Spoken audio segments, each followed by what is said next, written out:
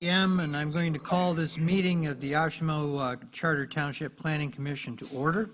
It is August 27th of 2026. If you'd please rise and join us in the recitation of the Pledge of Allegiance. I pledge allegiance to the flag of the United States of America and to the republic for which it stands, one nation, under God, indivisible, with liberty and justice for all. Okay, we have an agenda that's been circulated. Has everybody had the opportunity to look at it? Very good. Any changes or corrections? Good. All right, then can I have a motion to approve the agenda for tonight's meeting? Motion to approve the agenda? Second. Thank you. Okay, we have a motion and a second. Now that Mr. Smith is here, we can really move on. Okay. All in favor say aye. Aye. All opposed? The ayes have it. The agenda is approved. All right, we have attached the minutes of the August 13th, 2026 meeting. Everybody had the opportunity to review that. I don't want to hear any comments about Mr. Chapman's reading style. Several people have brought it to my attention, but I thought he did a pretty good job. As well as you. I think the chair did a better job at reading. All right, then. May I have a motion to approve the minutes as presented? Motion to approve the agenda, the minutes. Motion to approve the minutes. And is there a second to that? Second. All right. We have a motion and a second. Are the minutes, all those in favor and approval of the minutes of the August 13th meeting, please signify by saying aye. Aye. All opposed? And the ayes have it. That is approved. Okay. Next item, public hearing on a bed and breakfast inn at 4824 South First Street. Jody, are you doing this one? I am. Okay. Thank you for your attention. Tonight we have the applicant, Jeff Ross, the owner of 4824 South First Street, that would like to establish a 7-guest bed and breakfast inn in his home utilizing 4 cabins that are on the property. The subject property is zoned RR, which is our rural residential district. A bed and breakfast inn is a special exception use in that zoning district, and it's defined as a private residence that offers sleeping accommodations to lodgers on a temporary basis in the innkeeper's residence, in which the innkeeper resides while renting rooms to lodgers and serving meals at no extra cost to those lodgers. So this proposed Seven Oaks Ranch and Retreats does meet that definition, so it will be treated as a special exception use in front of you this evening. The use of the 4 cabins that I described, this area was taken before the cabins were built, but they're, you can't see, you can see my cursor, wonderful. Up here on the north end of the property are 4 small cabins, and then there are 3 guest rooms in the residence, which is right here. This is an annotated aerial that the applicant completed for us as part of his application. So use of the 4 cabins does require a variance because the ordinance alludes to that the rooms have to be in the principal residence, the rooms that are for rent to guests. The applicant indicated he has 4 adult children and he built these cabins so when they have family gatherings, they each have some space of their own.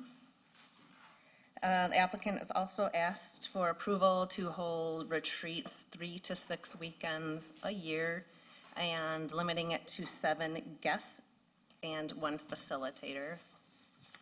This is an 18-acre parcel on the west side of South First Street, and at the southern end of the applicant's property is our shared line with our neighbors in Texas Township.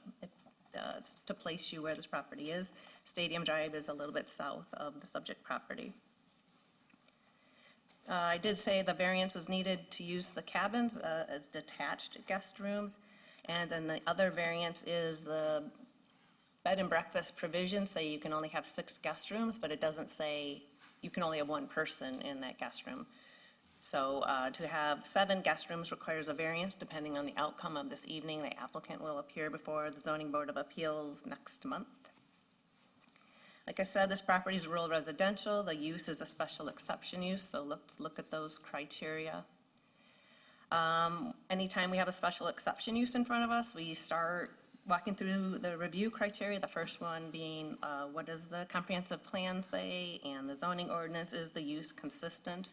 On our future place types map, we have this area designated as countryside residential, which is an area characterized by single lot residential development within a countryside setting, tranquil living environment surrounded by natural features, agriculture, and open space. And regarding zoning, again, rural residential, we find the use to be compatible with the surrounding residential character and consistent with the zoning ordinance. The next thing we look at for special uses is site plan review. A use like this does not require a formal site plan. I shared the annotated aerial that I identified the cabins, but also the well and the septic systems plural, that are existing on the property. Next, we look at impacts. Is the use compatible, harmonious, and appropriate with the existing and planned character of the area and adjacent properties? Can this use coexist with neighboring land uses, and would any neighboring land use landowner be unduly negatively impacted? Again, operating 3 to 6 weekends a year for retreats on 18 acres, limited to 7 guests and 1 facilitator, would be compatible with neighboring land uses. No aspect of this operation is visible from the street or a neighboring property. Further, regarding impacts, we look at if there are any adverse effects arising from the use, how can they be minimized? This property is wooded. I think I'll pop back to the aerial. You can see the property is significantly wooded, minimizing any adverse impacts, of which there probably won't be any. We find this criterion is satisfied. And the last substandard under impacts is would the use be detrimental, hazardous, or disturbing to existing or future adjacent uses or the public welfare due to excessive traffic, noise, smoke, odors, etc. It is not anticipated to be detrimental, hazardous, or disturbing to existing or future property owners with respect to noise, smoke, odor, glare, etc. And the low impact nature of the use, we do not find that there would be any traffic concerns, or the volumes are very low on this segment of South First Street. And again, it's a weekend retreat, 3 to 6 times a year. People come in on Friday and leave on Sunday. It's not a commercial use in that respect. The next special use standard is the environment, our natural features being protected. The applicant did submit a narrative that describes how the natural beauty of the property really drew him to the site initially. No alteration of natural features is anticipated as part of the proposed operation. The applicant already did some clearing to create the horse pasture prior to envisioning this retreat center. Next, for public facilities, is there adequate infrastructure? Again, traffic on South First Street is low. The use will not impact that piece of infrastructure, and the applicant has put in a second well and 2 large septic systems on the property. And then the last requirement talks about specific use requirements, which is section 4950. We do have specific language in the ordinance for bed and breakfast inns, criteria for them to be evaluated against. With the first one being residency, rooms within the residence of the property owner or operator, that's required. Use of the 4 cabins, like I described, does require a variance. And the ordinance requires that the operator or owner live on the property when the operation is active. The next thing is a bed and breakfast inn is limited to 6 guest rooms without limiting the occupancy of any room, and that they have to be within the principal residence. The 7 guest room proposal requires a variance. Again, that'll go next month depending on the outcome of your action tonight. Occupancy, the ordinance says you can't have any one guest stay more than 14 consecutive days in a single month. That is not proposed at all here, so that is satisfied. Character, some of these criteria obviously envision a much larger bed and breakfast inn. Think of a house that's been renovated in South Haven on a small lot. So some of these criteria are really not truly applicable on an 18-acre parcel, but using a home for a bed and breakfast cannot be cause for change in neighborhood character, which you could see that in a tight neighborhood if there's guest parking causing traffic or noise. Meals, the ordinance says you can't invite people in to have meals, only your guests. Residents and employees can have meals on the property or any services that you might offer. The ordinance requires proof of state and county licenses and that they be obtained before operation. The applicant will work with the health department on making sure the well and septic are adequate and meet code requirements to have guest rooms. The ordinance limits a sign to 6 square foot wall or ground sign, subject to your approval. There is no sign proposed. There is just an address, street number out at the driveway on First Street. Parking, the ordinance gets into parking in more detail than that's really applicable for this use, but we require 1 space for each guest room and then 2 off-street spaces for the owner. You can't park in the front yard. The parking needs to be screened and configured to not disturb the residential appearance of the neighborhood. The parking is right outside the house on a gravel driveway. The parking spaces are defined by log. That's very in keeping with the rural character of the property. And then refuse storage has to be minimal. If this were in a neighborhood, we would not want to see a commercial dumpster in the side yard. The applicant handles the needs here with just a single-family residential refuse container. Annual review, the ordinance requires, says that all bed and breakfast inns are subject to annual review with on-site inspections. That can be done administratively with fire, building, and zoning administration. And if we find a significant change or a problem, it would come back to this body for review.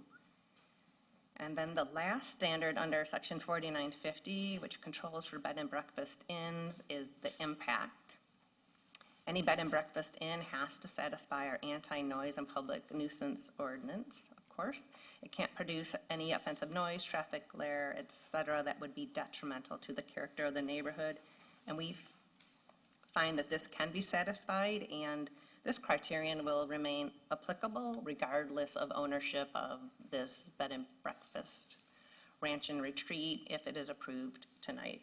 And if it were to grow beyond with a different owner or this owner to something larger than 7 bedrooms, it would come back here and we would have another public hearing for your consideration.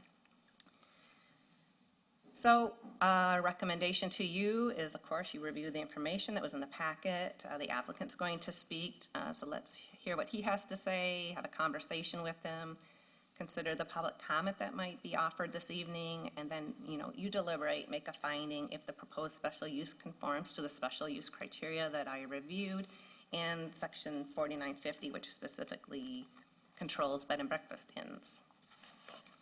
If you do find it to be supported, we recommend that it be approval to the conditions listed in the staff report, which is it's subject to approval of the Zoning Board of Appeals to grant the variance to allow 7 rooms and the use of 4 cabins. Otherwise, your approval would be limited to those provisions not waived by the ZBA, which would be, again, the number of rooms or the cabin use for guests. Obviously, the cabins can be used by family members, regardless of any action here tonight. Approval would be based on the applicant's representation that retreats are limited to 7 individuals plus a facilitator and occur no more frequently than 6 weekends a year. Again, any expansion beyond that would return to you for approval. We'd want documentation from Kalamazoo County Health and Community Services Department that the plans for food service to guests and the well and septic are approved. And then the final condition would be that conditions of approval run with the land regardless of property ownership or operator. I'll leave this one up. Thank you. Does anybody have any questions for Jody? All right, does the applicant, oh, sorry, no.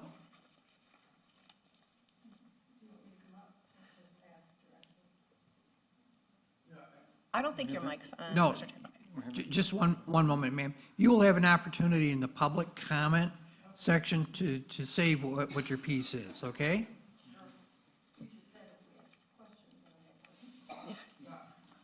I'm sorry, I wasn't very clear. I was talking to the people up here on the commission, okay? I'll try and be more clear in the future. The applicant? Okay, the applicant. Is the applicant here? Would you like to come up and tell us your take on this?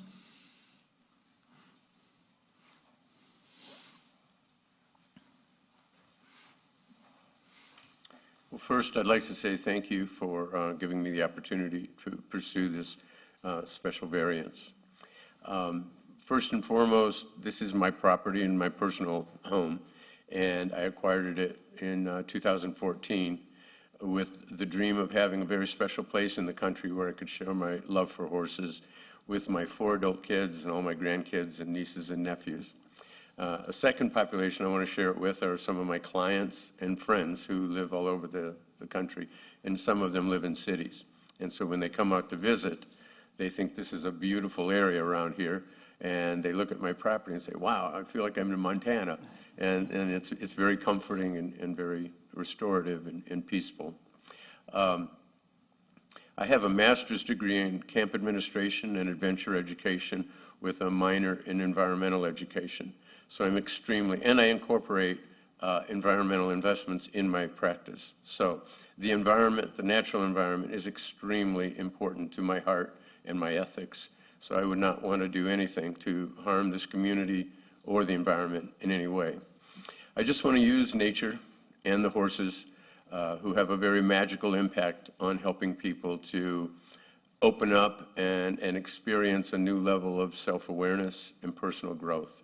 It's something that's hard to describe until you experience it. It is very experiential, and it really does work. I've seen a lot of people have some really magnificent growth in their connection with a horse, and I want to share that. I'm still working full-time. I have no interest in retiring, and having a whole second business is not on my agenda. I don't have the time or the energy to do that. So it does take a lot of work to provide 3 or 4 or 5 retreats, small retreats for 7 guests in a year's time. But I want to do that from the bottom of my heart. I know it has impact, and it's something that I really want to do. It's kind of the mission of how I want to spend the third of my life sharing. And I want to make sure that the guests who arrive will be very thoroughly screened, no big parties or loud bashes of any kind.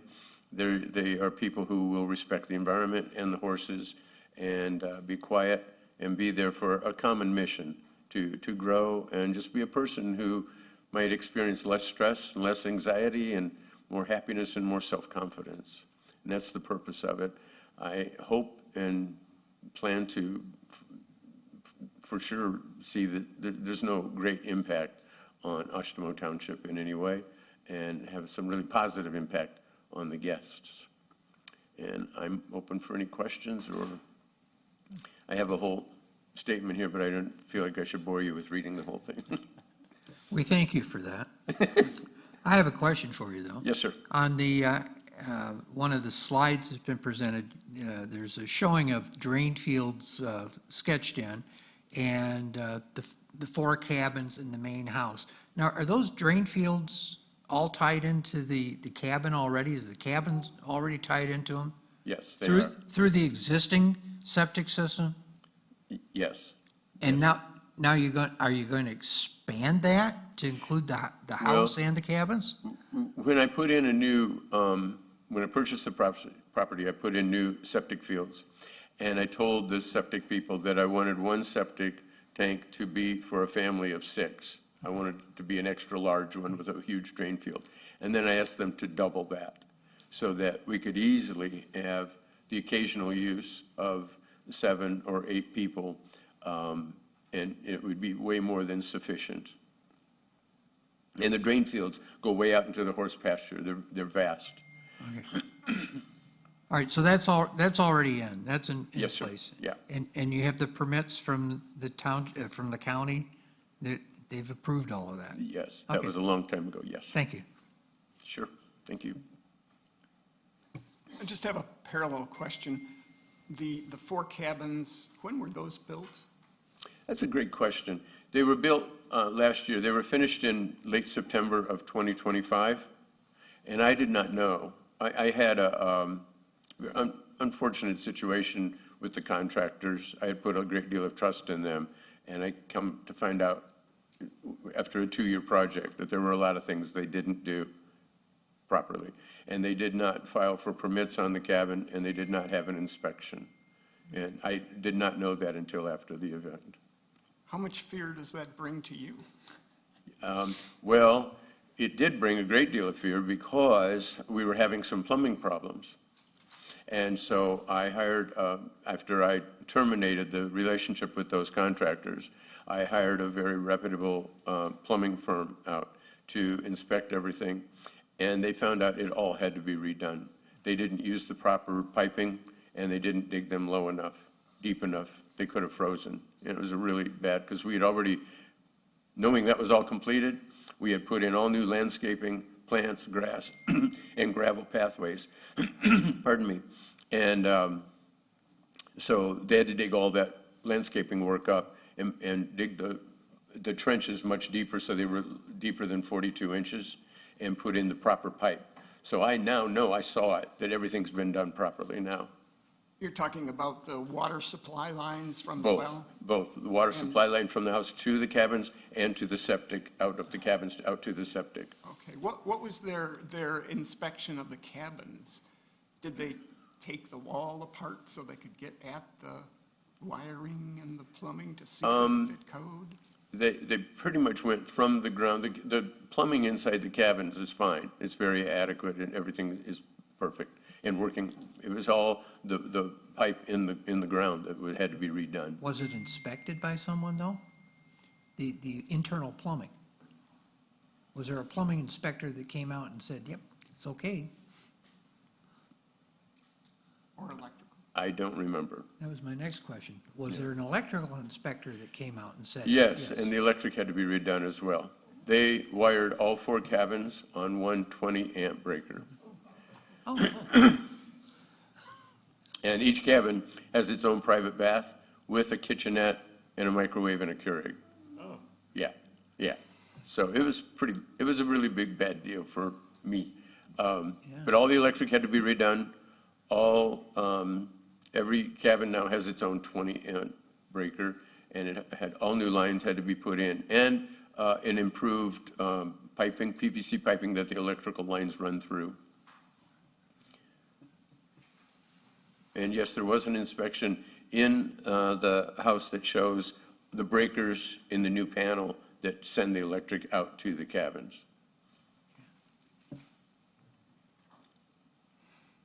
And the cabins were all in operation.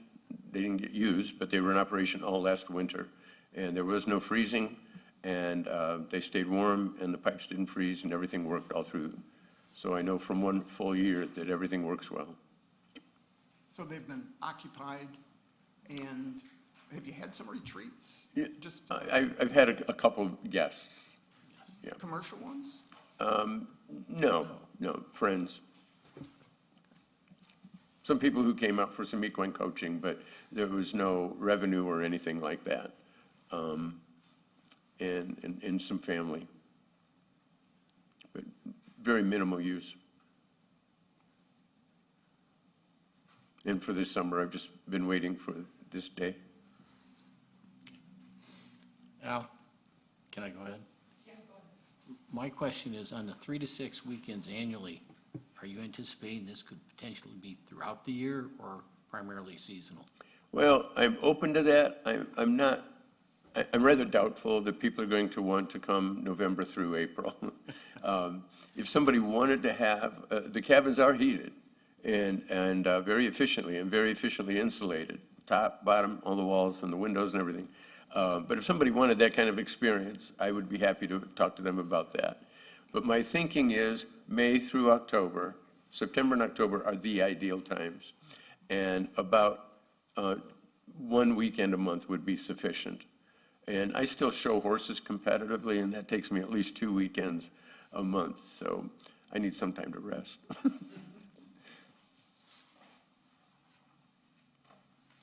A lot of bed and breakfast inns with cabins and things like that also have weddings. Is this potentially an event venue? I don't think so. My son had a wedding there in April, and it was very small, intimate, about 22 people, but, I would probably, if it was something like that, very small with somebody I know really, really well, I wouldn't want a big loud bash, and I'm very protective of the landscaping and the horses. So having guests there that I don't know, I'm pretty cautious about not doing that.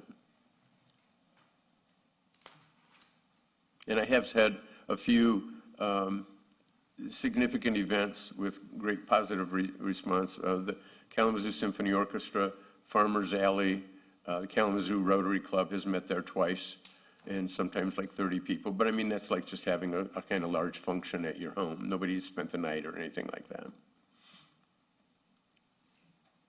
But it is my home, and I like to share it. And it's not a business. I just want to make sure it's clear that if one wanted to have a retreat business for profit, you would not do it with 7 guests. That just doesn't work. And that's just not on my agenda at all. It's more like just inviting people into my home for a weekend. Thank you. You have anything further that you want us to know? Oh, I had a question, and it's maybe more for this group. What do we think about the potential for this to influence the future drafting of an ordinance around vacation rentals and VRBO, things like that? Is there crossover because we're allowing kind of rooms for rent in multiple buildings, a special exception that could get cross-listed on like a VRBO? yep, it's possible. I have had people contact me wanting to know if they could come and spend the night or come and spend a weekend, and I've said we don't offer that. Well, and that's really not about you. It's, Right, we were right. just talking about drafting an ordinance Yeah. around that. So if we set a precedent, does it help, does it hinder how we might want to draft that ordinance? I don't think it would. This would be a special exemption. Anything like that, I think, I don't think, because we have already a bed and breakfast, and this would fit under that, I think a VRBO is a little bit different. But I think that the gray area would be if there was a VRBO in somebody's house, in somebody's primary residence, that could be something different. Typically, though, most VRBOs, the owner's not occupying it, and this does say the owner would be occupying it. Right. I don't think it would, but I would lean towards our legal counsel. Good evening. As you know, I'm filling in for Jim Porter, so I don't really know what the township is considering in terms of other special uses. But I agree with you in principle that this is pretty narrow special use for this particular type of bed and breakfast. So I think the other type would have its own characteristics and its own conditions. And if there's overlap, then in preparation of the ordinance, that would be observed and figured out, I'm sure. Thank you.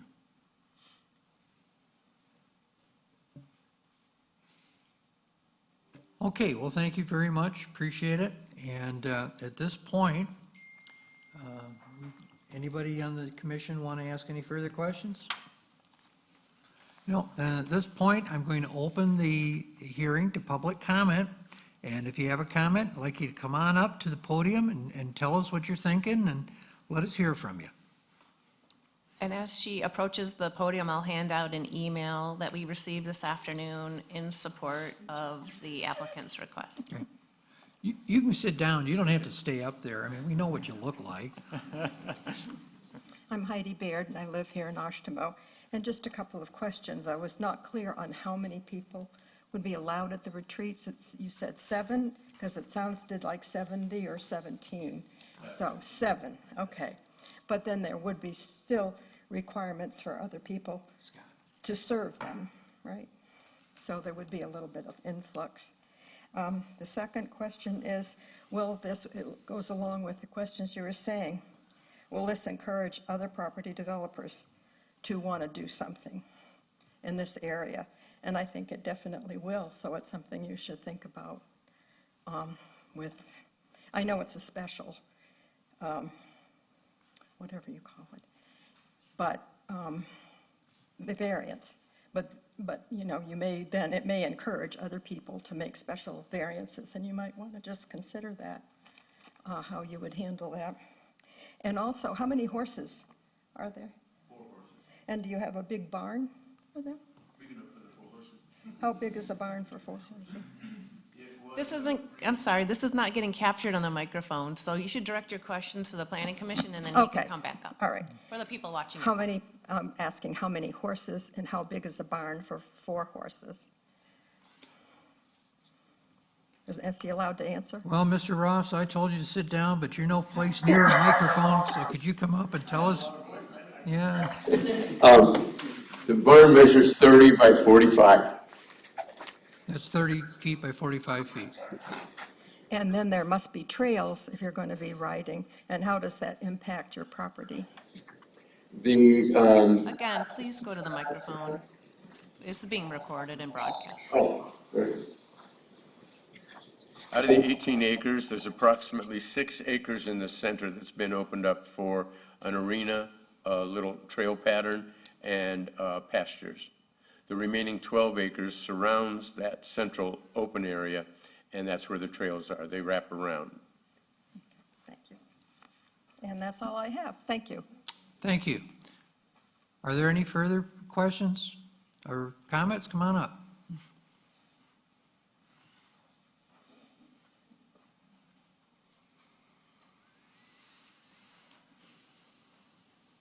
Hello, my name is Eric Flynn, and I'm Jeff's neighbor. So I own the property to the north. And so the upper part of the blue line, I own that property. And I've known Jeff roughly 10 years, 12 years. We don't communicate a whole lot. But Jeff invited my wife and I over to his property and wanted to show us his vision. And as you talk to Jeff, you can tell he has a passion for this. He really does. We toured his house. He has small rooms. We toured the small cabins. And he has beautified the entire area. And I just want to say, I want to show support for him because he really believes this is his way to give back. I truly believe that. And I know it's considered a bed and breakfast, but I don't consider that at all. This is more a spot to reflect, relax, and heal. And if you talk to Jeff and be with his horses, I think that can be very powerful. My wife had horses growing up. I never did, but it can be a very, very powerful thing. So I just want to show my support for what Jeff is trying to do. I'm his next door neighbor, so I've lived in Oshtemo since '91 on the same road. And I would never want any type of business or bed and breakfast next to my property. And so I don't consider this, the request, that. So I just wanted you to know that. Thank you. Is there anybody else that wants to make a public comment?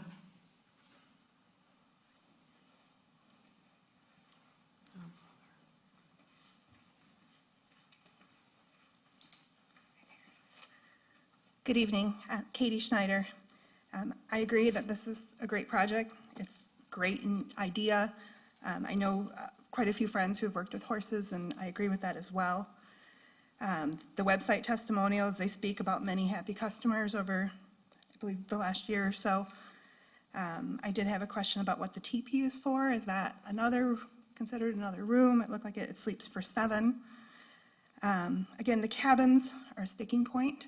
I've been in this room more than I want to admit over the last year, and I've heard the talk, and I know that Grace brought this up, about the VRBOs and the ADUs, and having those multiple outbuildings. And I know how many times you guys have gone over that and over that and over that.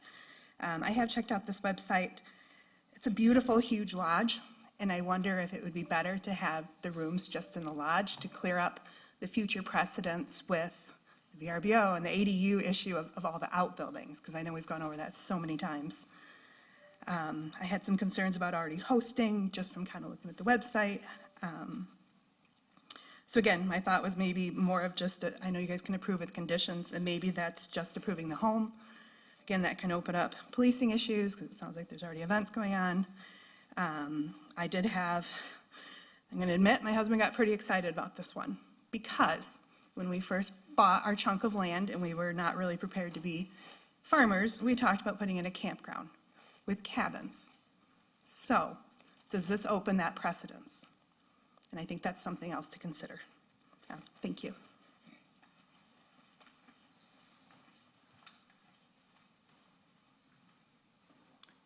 Anybody else wish to make a comment?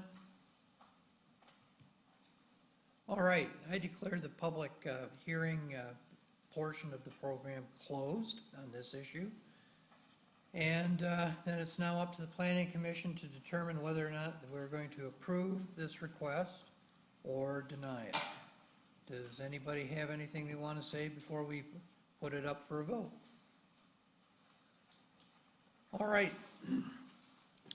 We have before us a request for allowing a special exception to review and allow the proposed B&B Breakfast Inn with 4 cabins on the subject property located at 4824 South First Street. Is there a motion that can be made by somebody?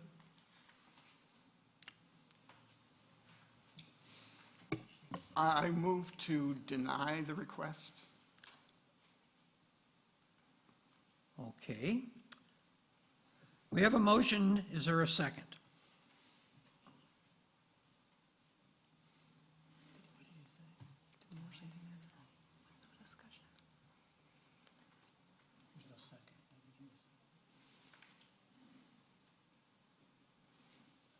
Yeah, I know. I'm waiting for one.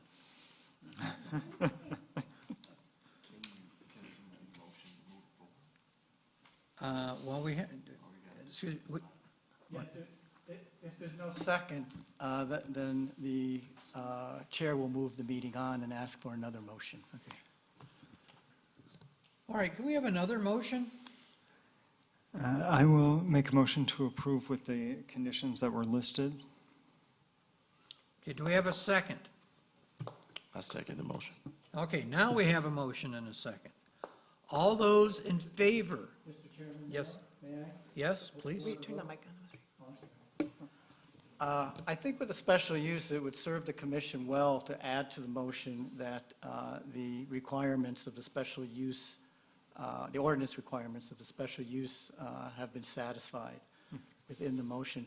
And secondly, I think I'd like to point out, somebody in the audience raised it as well with these 4 cabins, the Planning Commission is not approving the 4 cabins if this motion passes. The zoning board has to grant a variance for that. So in terms of precedent, none is really being created by this particular motion if it's approved. At the zoning board hearing, of course, the neighbors and the people are welcome to voice their concerns in opposition or in favor, whatever. And usually, even if a variance is granted at the zoning board level, it doesn't create precedence because each one is based on its own facts and circumstances. I would like to amend my motion as our legal has recommended. All right, so as I understand the motion is to approve the bed and breakfast located at this location, including, as a part of that motion, all 4 of the recommendations set forth by our committee on page 14 of the packet. Is that the motion? That's the way I understand it. Yes. Okay, all those in favor of adoption of the motion, including all of the recommendations set forth on page 14, please signify by saying aye. Aye. All opposed? Aye, opposed, whatever the word is. All right, so the motion is granted.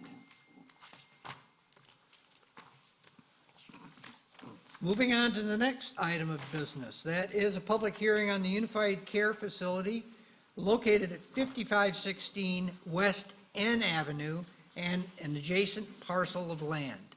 Colton?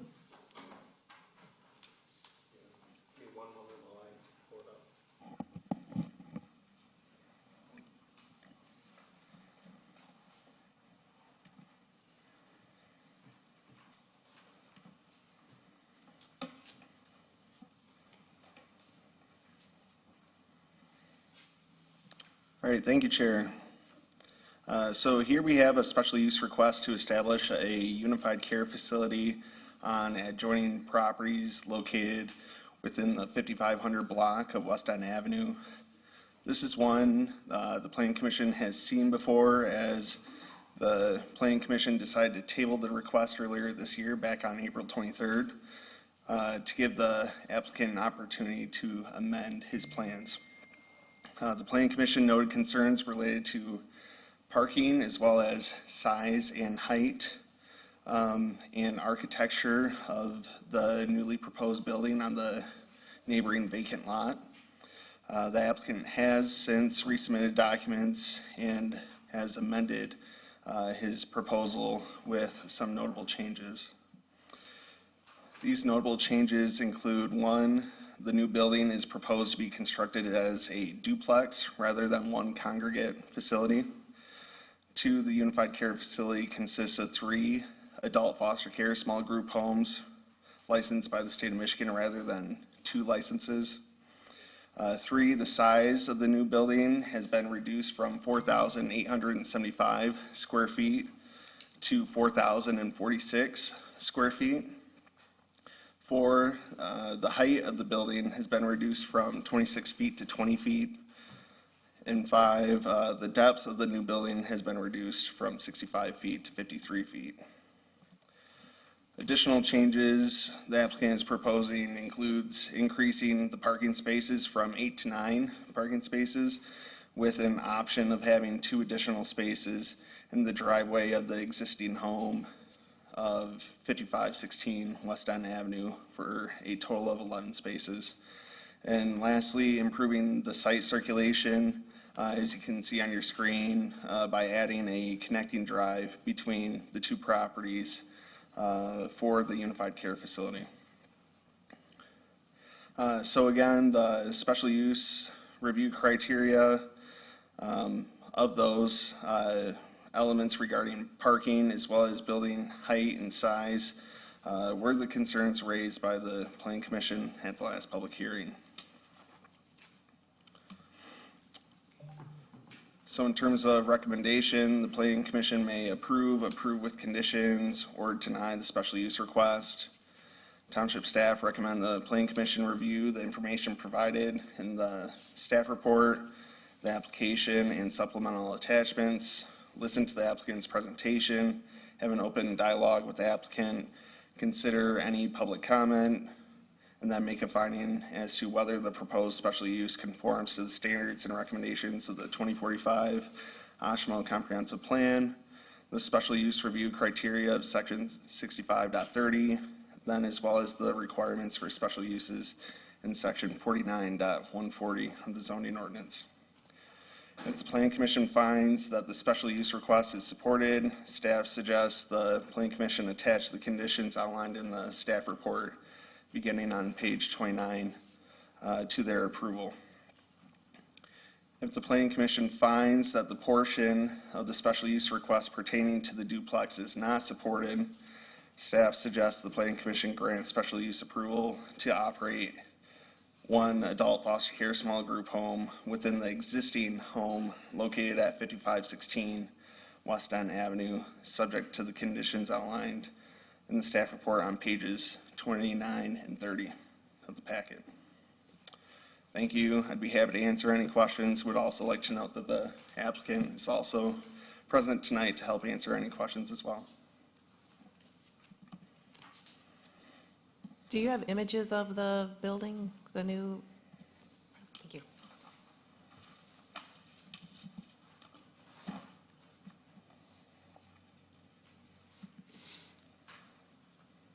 Mr. Nguyen, do you have anything you want to say? Colton did a very good job presenting the changes I made. Hey, I want to thank you for the work that you put into this and responding to the concerns that we had when you were here the last time. I Yes. really appreciate you doing that. Yes, thank you. I agree. Is there anything you think we ought to know about this? And I think in the past meeting, I talked about me being a pharmacist and love to give patient care.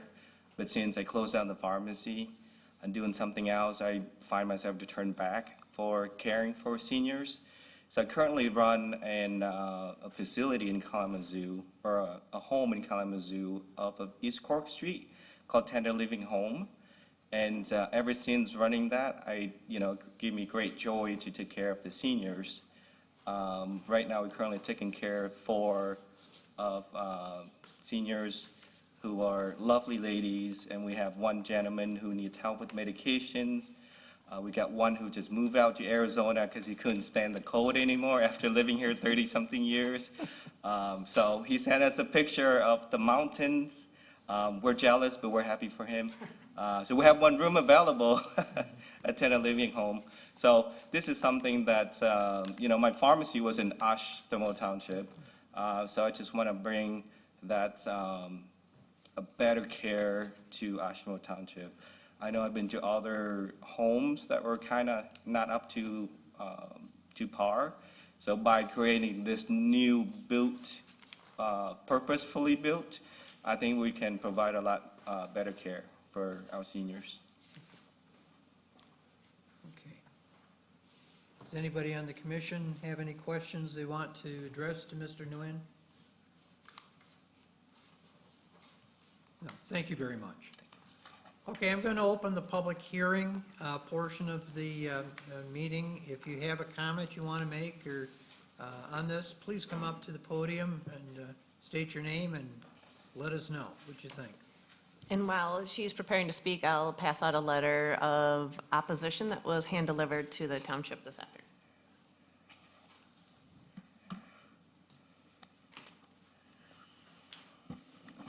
Good evening. My name is Cheryl Owens-Nevedum, and I am a resident on Inn Avenue. And I appreciate the township for the work that you do to care for Oshtemo and also for the opportunity to speak. I want to say that as a resident of that neighborhood, my opposition to having this type of structure in the neighborhood has nothing to do with not wanting to help individuals that need help. I am a social worker by profession, and I believe very much in the need of helping people. However, I think that one of the things that we have to look at is the character of our neighborhoods. Those are the things that attract people to moving into those neighborhoods, and I think that's something important to look at.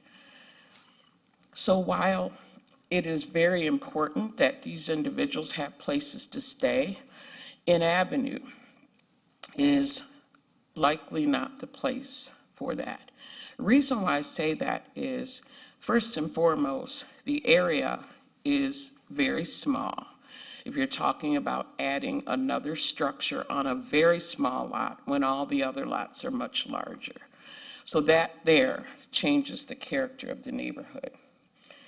In addition, as I'm reading, we're talking about 6 residents for each of the homes and 1 staff person, and that's concerning from a social work standpoint.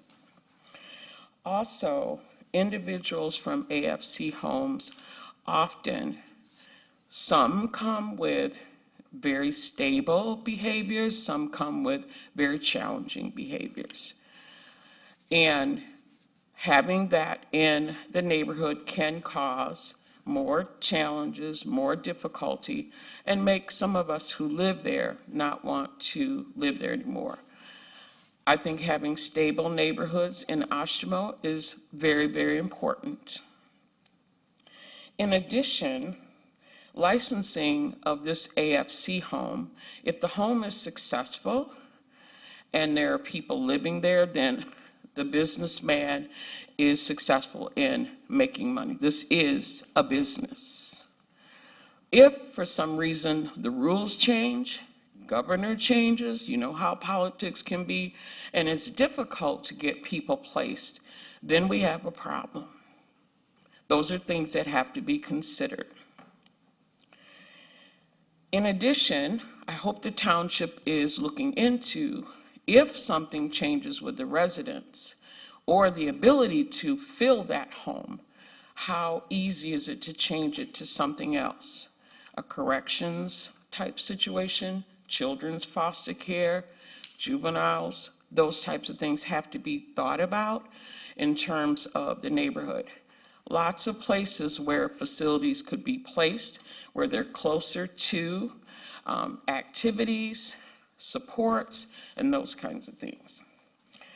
Also, we just recently had apartments placed down the street, very new for us who've lived in the street. Traffic has increased immensely, as well as foot traffic has increased immensely. Adding an AFC home will also increase that, along with the staff who come there, people who come to visit the residents in that small space. So the other thing I would like to say is many of the individuals in that home will like to exercise independence. As social workers, we always say, let's place people where they can go and be free, walk to the store. It's not that kind of neighborhood. So I just hope that the decision hasn't already been made, and I hope that you would consider all those. Sounds very good in the way that it's presented, but it could shift and it could change. The neighborhood is one of the stable neighborhoods in Oshtemo, and I feel like we need stable neighborhoods in Oshtemo to preserve the character of who we are. Thank you for listening. Thank you. Is there anybody else that wishes to make a comment on this?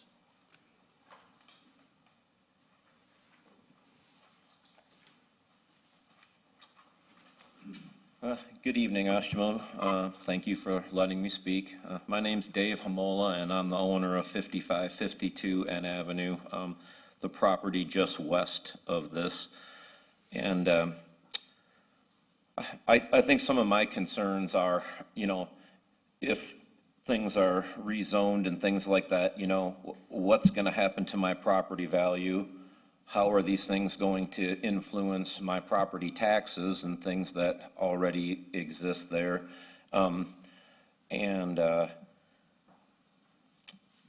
18 residents. My mom and dad built that house, and I've lived there my whole life.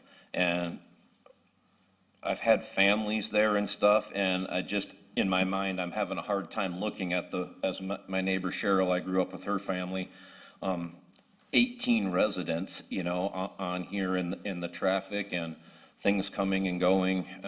I just don't believe that this is, and I understand the need for senior care and things like that, but knowing also from doing some research that if he can't fill facilities and things, that there's a potential he can go back to the state and reposition them, you know, to change the licensing and other things. And I'd hate to think what would happen if that was the case. Just for my safety, I don't want to have to put up security cameras and things at my home. Overall, I love living on N Avenue. I just feel that this is a really large change to our small ranch-style, family-type neighborhood that we have. There's young children that are growing up just across the street. I don't know if residents could get out of these facilities and so on. So I just overall have a lot of concerns. I do not feel that this is the correct location for this particular type of facility with our traffic. Heck, half the time I can't even get out of my driveway. And well, a little nervous, but overall, I just wanted to express my sincere appreciation for letting me speak and hearing what I had to say. Thank you very much. Thank you. All right, seeing, are you coming up? Yep.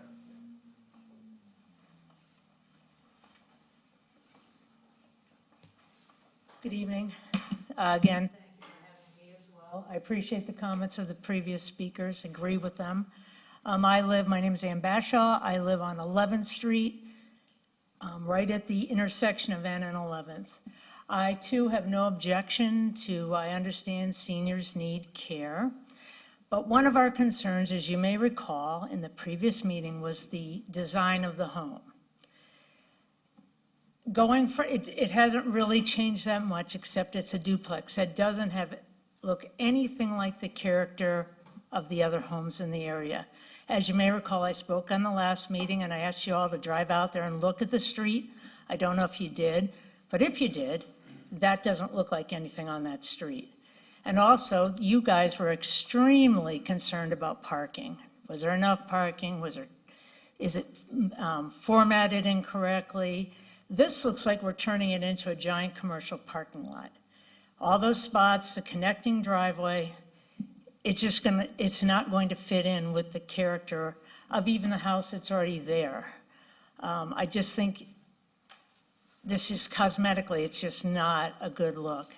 My other concern is you've owned that property, sir, for I don't know, however long. I'm concerned because I was out there again today. It hasn't been tended to or mowed. It looks like all summer. I do have pictures if anyone wants to see them later. The weeds are up over the windowsills on the existing home, the overgrowth everywhere. If we did that with our yards, you guys, well, maybe not you, but ordinance man would be out there giving us some kind of fines or penalties. So I'm concerned if you're not taking care of it now, will you take care of it once you start having people live there? I know you say yes, but it's been this way all summer. So those are a few of my concerns. I really think you should think about the neighborhood. I feel the decision's already been made when I look at you all, but I'm hoping that you still have some room for consideration. It's a neighborhood feel. It should retain the neighborhood feel. If it takes another redesign of this home, then let's make another redesign so it looks like it fits there for both the new residents and the existing residents. So thank you for your time, and please think about this carefully.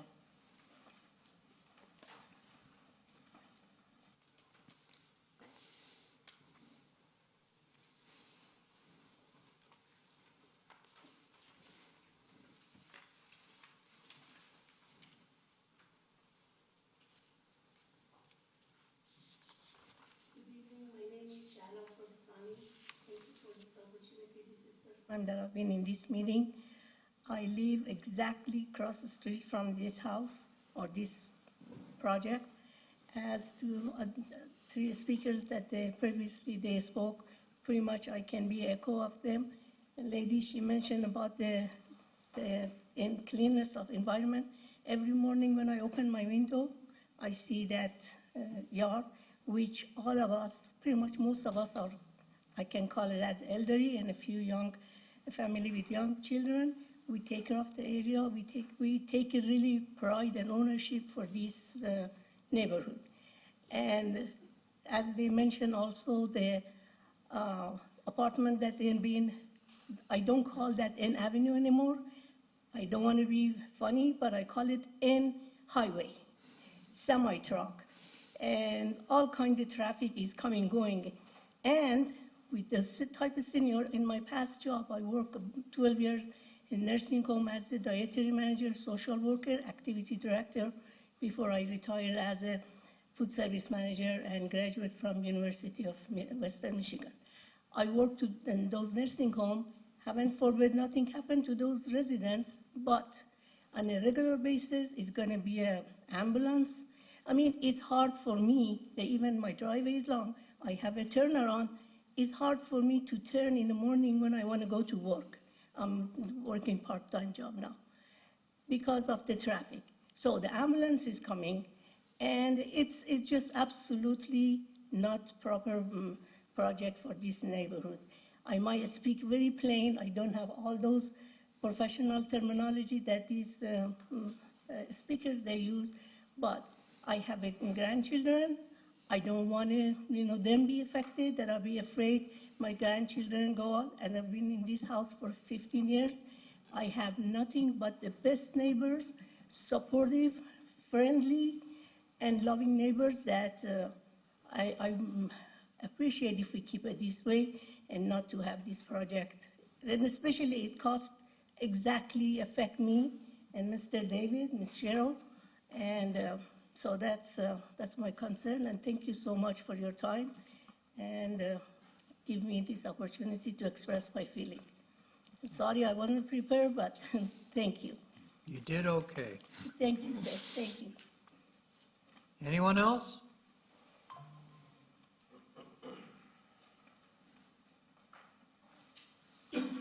Hi, my name is Andy Kavanaugh.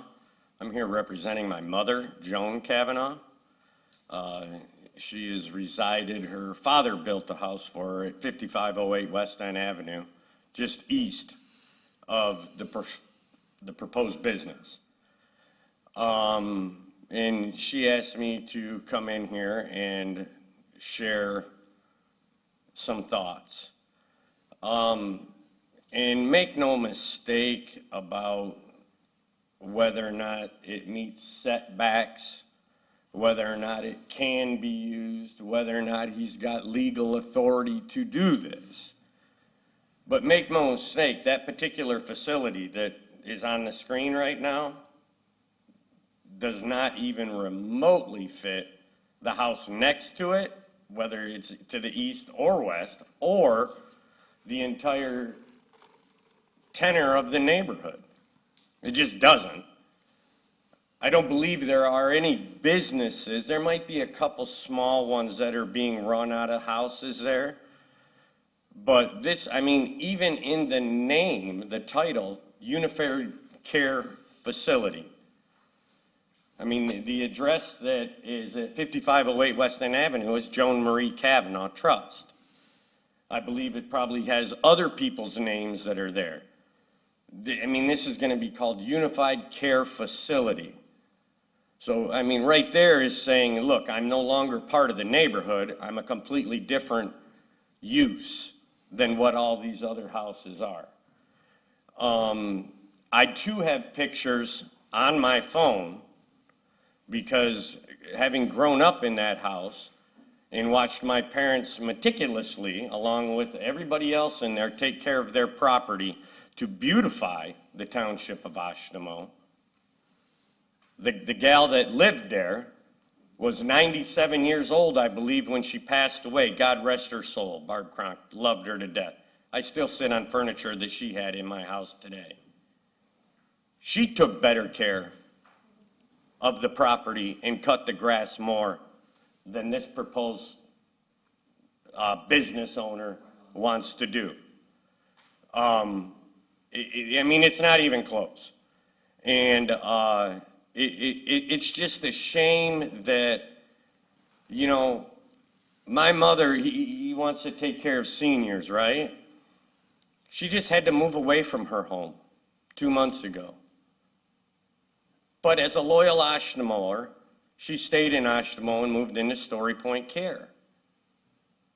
So helping seniors to maintain in a facility like that is not really a viable reason for doing it.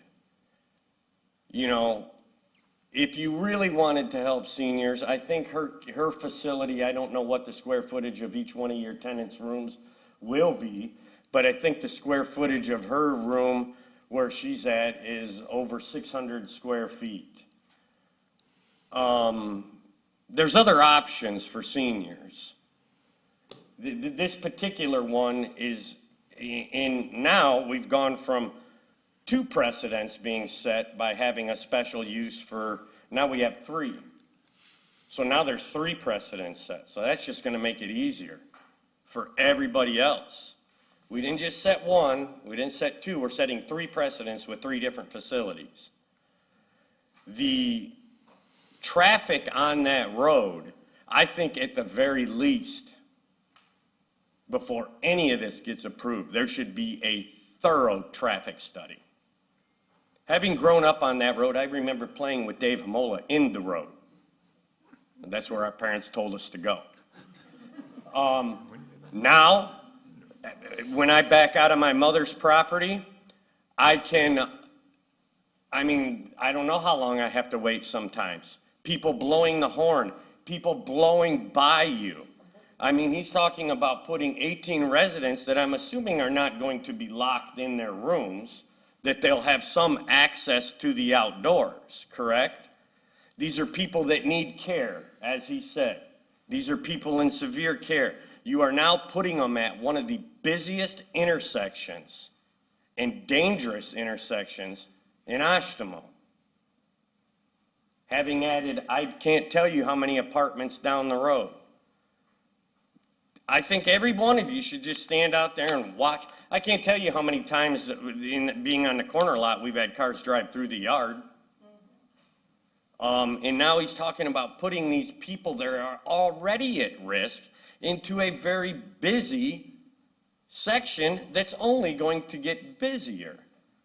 You know, I mean, it's for business reasons, and one of the things that I said in here, I wasn't at the last meeting, and I would really think that if Mr. Wynn, is that your correct name? If Mr. Wynn had really wanted to, because he knows he's changing the neighborhood, no doubt about it. He knows that he's changing the neighborhood. If he really would have wanted to done this, he would have had a much better, I mean, I could print this out on my phone in 2 seconds, this little sketch he's given us. He would have cut the grass. He would have endeared himself to the community that's around him that, if we add up the amount of years that we've been there, probably goes over 250 years. Did he do that? No. He stayed quiet and did the minimum that you guys asked him to. The minimum. Yep, he didn't get any blight certifications. He kept his grass just short enough for blight. Sir, thank you. Your time is up. Thank you.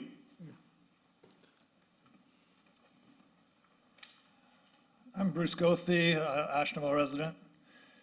I happened to be at the last meeting where this was discussed, and I drove home, and the subject and the special use at that meeting, it just seemed like you were just this close to saying like, yeah, we're not going to do this. And then it came, well, we could table it. Then nobody has to make a decision. But I drove home with major concerns about the parking and how that's going to change the neighborhood, thinking that, wow, these people, they're going to lose their neighborhood. That was April 23rd. On April 24th, Channel 3 TV, they covered a story about Battle Creek saying, gosh, you can't park in the front yards, we got to look at that. And they have an ordinance in there that says it's a nuisance and it's prohibited. And you have to make special changes to your front yard in order to park there. And this proposal just parking in the front yard, and that's just, it's so sad. And I really don't think that when this ordinance and this, the pertinent ordinances were drawn up, that whatever committee and township organization did that said, like, park in the front yard, yeah, that's good. Neighborhood, park in the front yard, yeah, good. Desirability, no. And will it destroy the neighborhood? I don't know. Will it change it? For sure. And you've heard the great speakers from that neighborhood, so I feel bad for that. But I'm probably the last speaker. You're going to start talking about need. And one of my successful summer projects was reading Atlas Shrugged. And that goes way into need. The government takes over, and they say, like, that steel company isn't doing as well as the big one. We'll give them the resources. As the whole thing disintegrates and capitalism goes away and government takes over, it really becomes all about need. And so Illinois doesn't have enough food to feed their residents. So they're going to take the corn from Iowa. They're going to take the seed corn from Iowa. And Iowa's raising their hand saying, no, we need that seed for next year's crops. And nope, doesn't matter. It's all about need, and that's what you're going to say next. The need for housing exists for seniors. And I agree with that.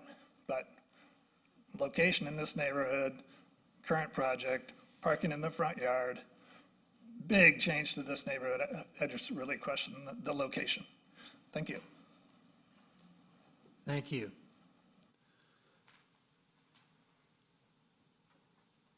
Well,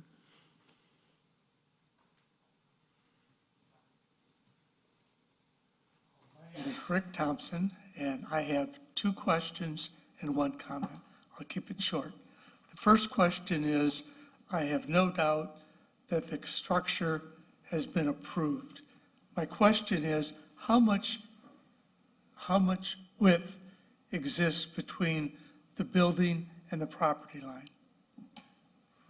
This is staff. well, this isn't really a question and answer, Well, okay, that was my question. Is there an answer? not for me. Anyone? None of us will give you an answer on that. That's not the purpose of this.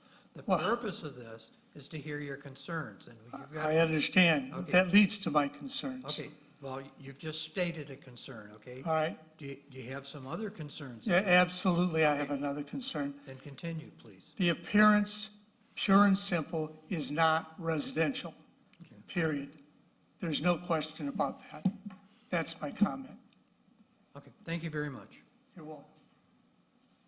I'd still like to know the width. We can switch to that slide here when the public comment is done. All right, seeing nobody further coming to the podium, I'm declaring the public comment is now concluded. All right, we have in front of us a decision to make then concerning this unified care facility and its establishment on this property. Has anybody got any comments they want to make? Jeremiah, you gonna, Ron, please. Well, what's been bothering me and the dilemma I still see comes back under the impacts. In reading right from the source, the proposed use would be compatible, harmonious, and appropriate with existing or planned character and uses of adjacent properties. My opinion is this is not any of it. Okay, it's not compatible, it's not harmonious, and it's definitely not residential. And like before, I really appreciate the applicant addressing the parking situation, parking 9 vehicles parallel parked, or excuse me, 6 vehicles parallel parked in the front yard to N Avenue isn't residential and is not, in my mind, appropriate for this neighborhood. Thank you. Anyone else?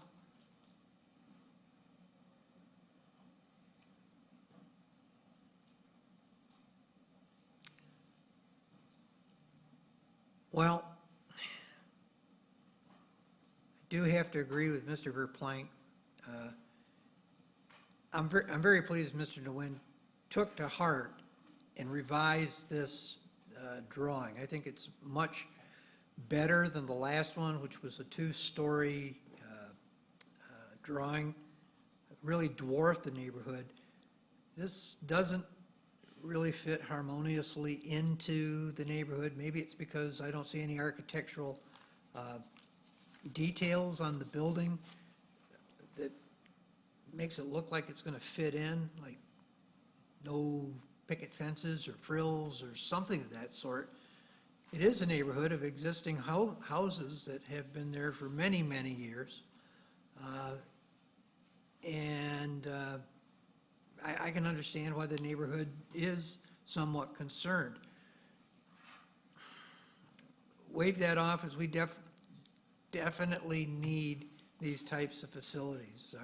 Our society is growing older, and the fact that we've got somebody that's willing to look at this and provide this need to Oshtemo Township residents, I think says a lot for Mr. Nguyen. And unfortunately, this is what we have to resolve. And I guess I reluctantly will say that I'm opposed to it, but I'm not happy with that.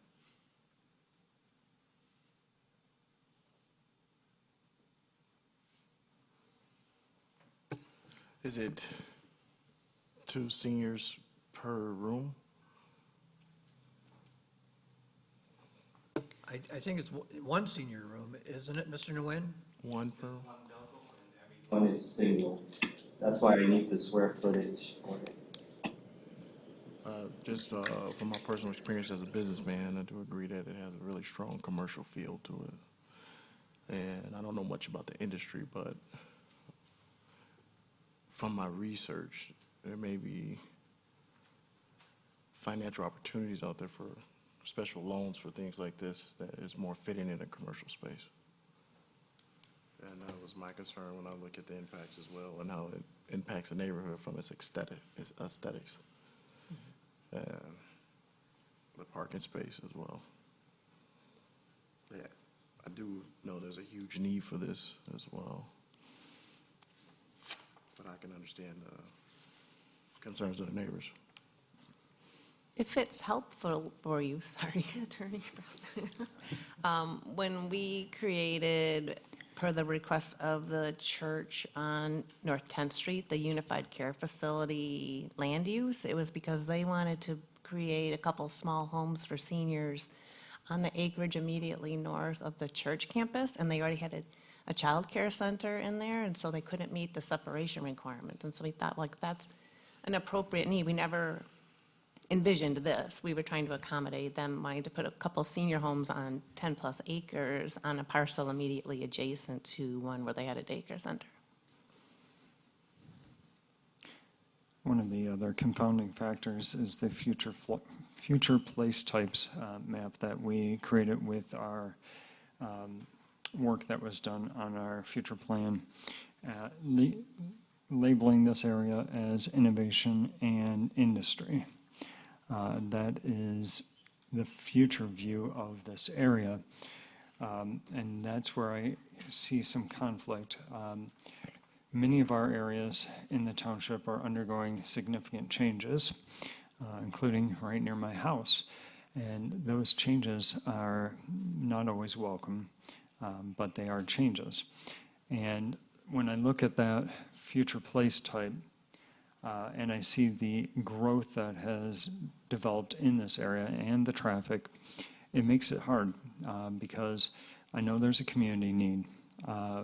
I look at the future place types map, identifying this area for innovation and industry, and I look at the work that was done at our bequest to try to change this. All those are factors that are difficult to weigh.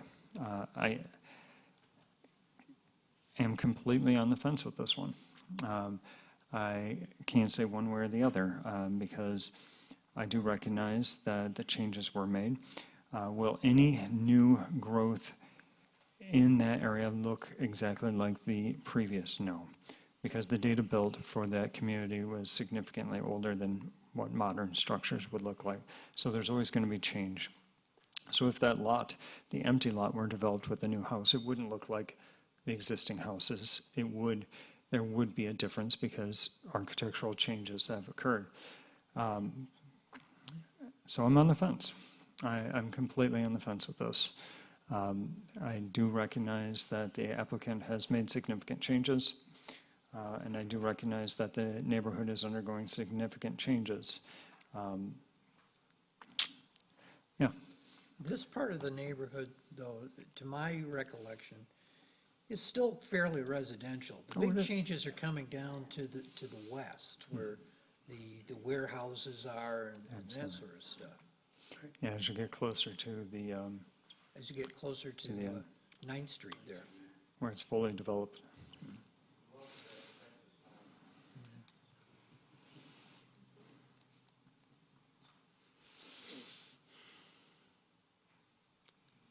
All right, does somebody wish to make a motion? Or somebody going to make a motion?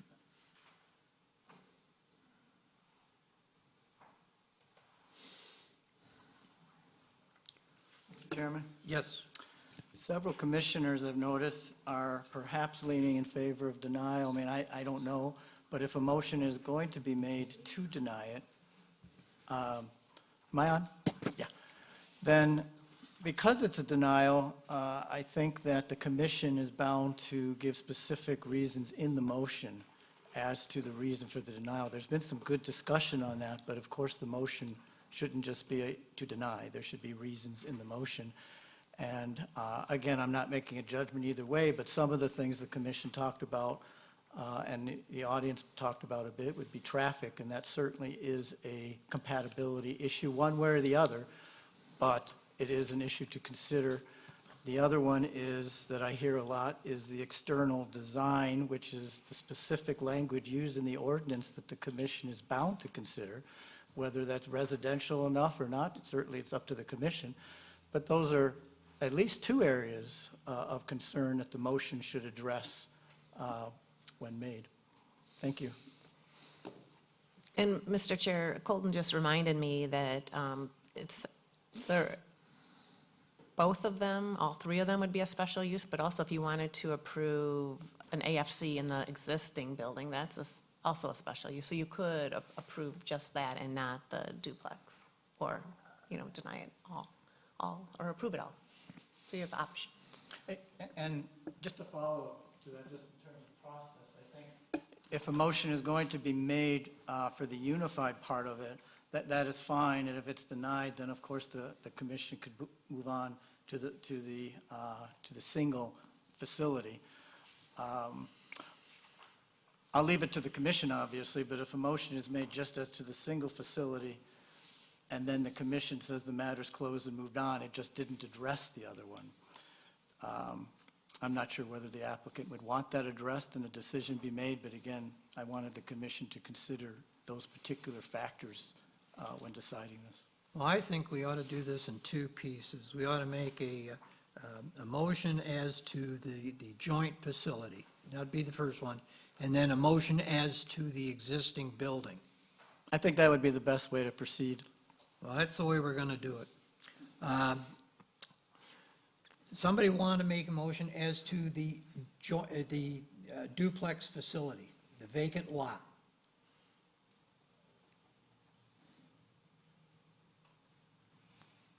All right, I'll make the motion. I move that we deny the vacant lot, the construction of the duplex facility as proposed, because the traffic concerns that exist on this portion of N Avenue, and this will only lead to further congestion, as to the external design of the building, which is 76 feet wide by 53 feet deep, which is going to be plopped in a residential neighborhood that's of 40 or 50 years age duration at least, and is not compatible with any of that. This is more of an industrial type building. For those two reasons, I would move to deny the application. Is there a second? I'll second, and I'll also add that the surrounding open space is not equivalent to the other residential buildings in the area, which is not of residential character. And I would certainly allow my motion to be amended to include that. Okay, so we have a motion and a second. All those in favor of denying the application as to the building of the duplex for the reasons stated? Mr. Chair, I'm sorry, there needs to be some discussion on the motion. So that's what we just did. Well, if there's further discussion on this particular motion, I'd appreciate it, just the opportunity for any further discussion. Does anybody have anything else they wish to add? Scott? This property owner has a right to build this building. Setbacks are there, heights are there. I know the drawings are not something that we're all attracted to, but it's a concept, it's a block. It's not an architectural drawing. And so I think to make this applicant not be able to use the property in a way that seems right, I mean, if he can build the building, he could come back later and say, hey, I'd like to have adult foster care in here. What do you think about that?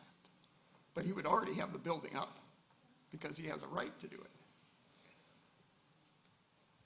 That's my difficulty with your motion. Well, you're right, but Mr. Verplank, when he first started this whole discussion some 40 minutes ago or whenever, read the tenets that we have to operate under. And one of those tenets is that does the proposal fit within the existing neighborhood? In my opinion, this building, as proposed, would not fit in the residential buildings that exist there right now.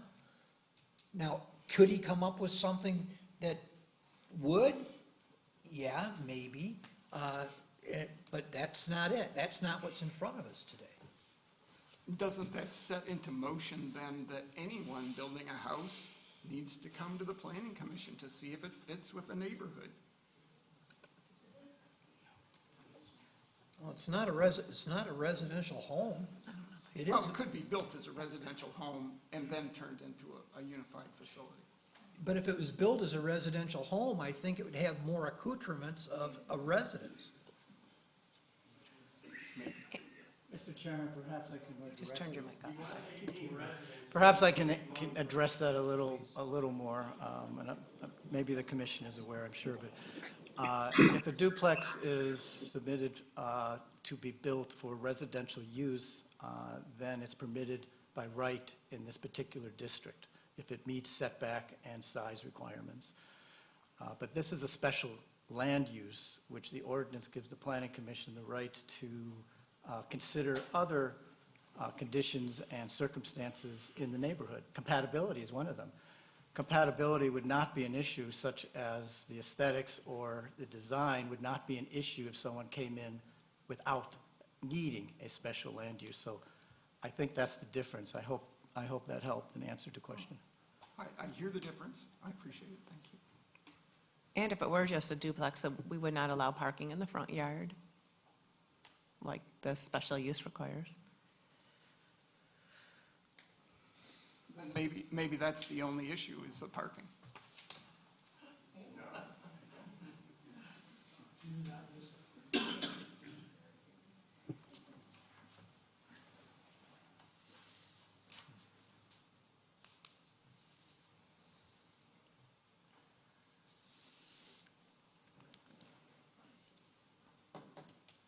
Well, we have a motion, we have a second, and we've had discussion. Is there any more discussion on it? Then I would say we put it to a vote. All those in favor of denying the application for the reasons stated on the record signify by saying aye. Aye. All those opposed? Opposed. Okay, opposed. The motion to approve the denial is passed. The duplex cannot be built in its present configuration on that lot. Now, as to the second parcel, and that would be the existing building that exists at 5516 West N Avenue. Does anyone wish to make a motion on that? Now that we have two separate issues, can the public come back? No, that's all done. You changed it midterm. We were under Sir, one sir, thing. it's over. Okay. Does anyone wish to make a motion as to the existing building at 5516 West Ann Avenue? I make a motion that we approve the second building at 5516 West End Avenue in its current conditions. With the conditions set forth on pages 29 and 30 of the packet that we have received? With the conditions set forth on pages 29 and 30. Is there a second to that motion? I'll second the motion. All those, any discussion? Yes, discussion. Yes. Clarification from legal counsel. Because we were having a hearing on a combined, would we have to have a separate hearing on this issue? Because that has been changed at this point? No, you do not need a second hearing. The notice was adequate in noticing the public that both of these would be up tonight for commission consideration. So that was the subject of the public hearing tonight. Okay, thank you. I have a question of how the unified care facility stands when there's only one building. Does it become a different request for use because you're no longer asking for multi-unit unified care? It's just then a request for an adult foster care small group home. In an existing residential Yeah. building? It was unified when there was more than one. Right, So, yeah. okay. Does anything need to be amended in what was submitted to us, or we can review it with the materials that have been provided? I mean, Colton, do you feel you need more information? Pardon me? The conditions Okay, addressed. perfect, thank you. Yeah, page 29 of the packet. Is it ADA compliant?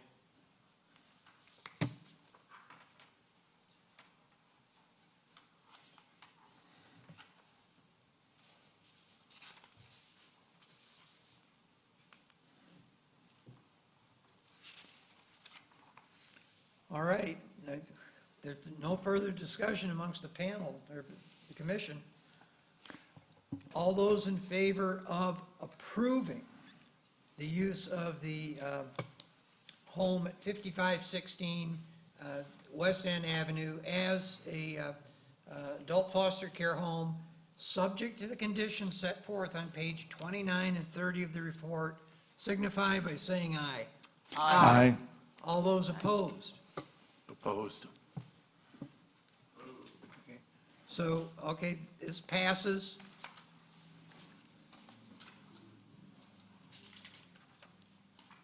And that concludes everything on these two pieces of property. Moving on to the next item, a public hearing on the principal use of a solar moratorium. I'm gonna pass out a red line change that was suggested to the legal department, so they crafted it for us tonight. It's just to button up the ordinance to make sure there was no opportunity for someone to use our ordinance against us and try to get a large-scale solar development in while we're working on their energy system text. So it's a proposed 6-month moratorium. The township board already adopted a general ordinance moratorium, but the township attorney felt it would be appropriate to also have a zoning ordinance moratorium because principal utility scale solar energy is presently a special use in our zoning ordinance. So while we work to consolidate all renewable energy into one section, it's appropriate to just put a pause on any applications that might come in for a solar project while we do our work. And if we don't, if the township board ends up not adopting an energy system ordinance and the moratorium expires, then the existing language would stand. So we have to vote on this to pass it on to the township? That's correct. Okay.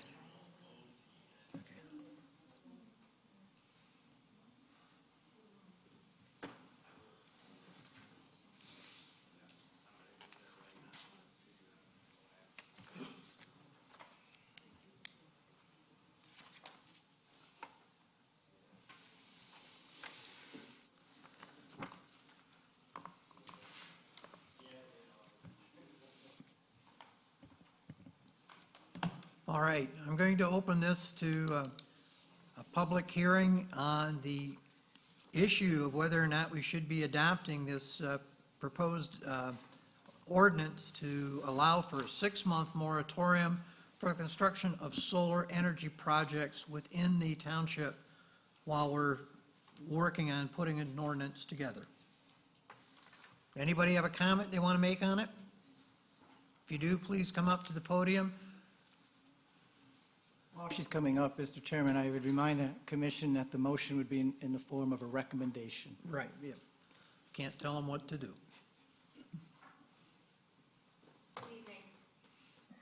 Katie Schneider, I'll be brief here. First, I want to say thank you for taking these changes into consideration and presenting them as a red line. Very helpful, greatly, greatly appreciated. And I know that Attorney Porter has mentioned last meeting that a lot of moratoriums are being challenged, and so it's really, really important to get this right. One thing that I did not see buttoned up on this, and I know for anyone who's following case law on this, the Almer Township case with the 70 townships versus the MPSC, one of the parts of that ruling was that hybrid systems are real and that they fall under PA 233. So with this, we will have our battery moratorium, we'll have our solar moratorium, but we are leaving open a hole for hybrid systems. I'm guessing that Attorney Porter and Ms. Taforia are working on that, but I just want to bring that to light, that still leaves a hole for hybrid. And we know that the parcel next to us that was proposed for the batteries, that there's another 70 acres that has been added onto the back. Whether or not that's to include solar, I don't know, but if that were to have solar in it, that would be hybrid, and that actually means that we don't really have a moratorium because we don't fall under hybrids. So just to note there. I also brought up some of the math for large and small. For a large is more than 2 megawatts and more than 20 acres. So that would be, 20.1 and up. And then small is up to and including 20 megawatts and less than 20 acres. So if this were 20 acres, again, it falls in that hole. Or if it's 5 megawatts and 15 acres, it's neither large or small. I sent these over, and I'm guessing that he found the math hole on that, and he's working through that. I believe from looking at this that has covered it. But again, just making sure that we're watching that whole hybrid hole would be appreciated. Thank you.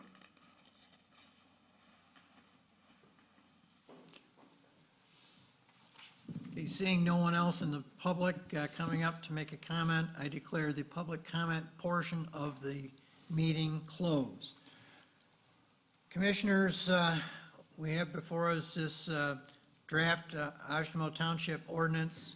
We need a motion to forward this on to the Township Board for approval, recommending approval of this. Does anybody wish to make that motion?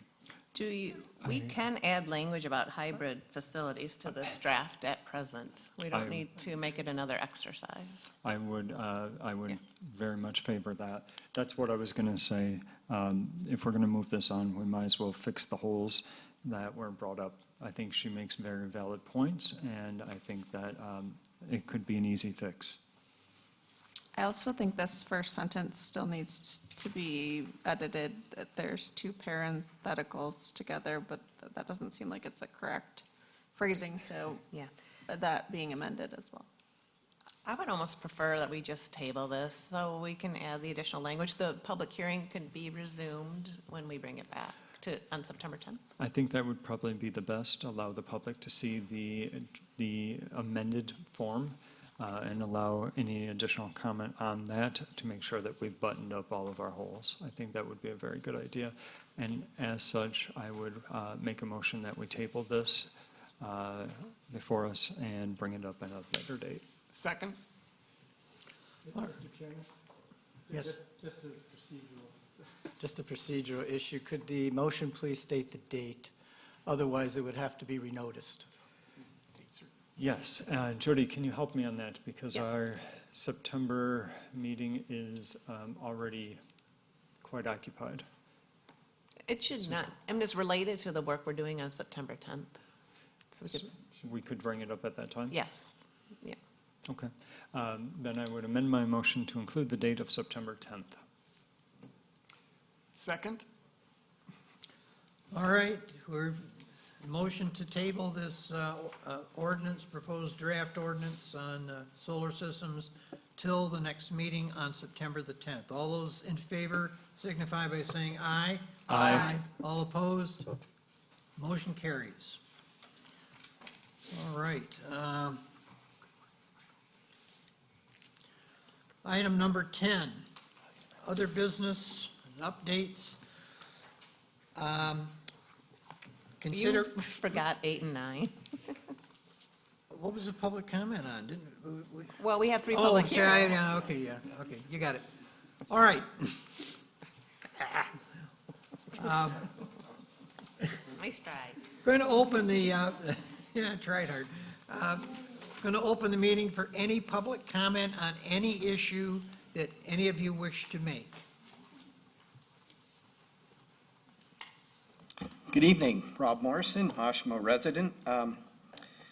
Hate to do this, but I have comments about the ordinance, but they are productive. I have been in communication with a regulatory compliance expert in California who has a house in Moss Landing, the site of a devastating Best fire. His name is Philip Karanko, Senior Compliance Engineer for SpaceX. He has extensive experience in drafting ordinances for energy systems and is committed to health and safety. He is volunteering his expertise to Oshtemo residents in the township. We should take advantage of his knowledge with battery storage systems and safety requirements. Mr. Karanko is familiar with PA 233 and with Oshtemo's energy ordinance draft. I have copies of my statement. I will be emailing them tomorrow that will include his credentials and contact. So I'm going to share his recommendations that he provided to me this week, which I also endorse. So I respectfully urge the Planning Commission to treat batteries, wind, and solar as distinct land uses and to regulate them through separate technology-specific ordinance provisions rather than a single bundled ordinance. While solar, wind, and battery storage all contribute to Michigan's clean energy goals under Public Act 233 of 2023, they present fundamentally different physical characteristics, operational risks, and public safety implications. Bundling them under one set of standards risks diluting the protections necessary for the highest risk technology, battery energy storage, while potentially over-regulating lower risk solar installations or under-addressing the unique impacts of wind turbines. Separate ordinances best serve the township's duty to protect public health, safety, and welfare.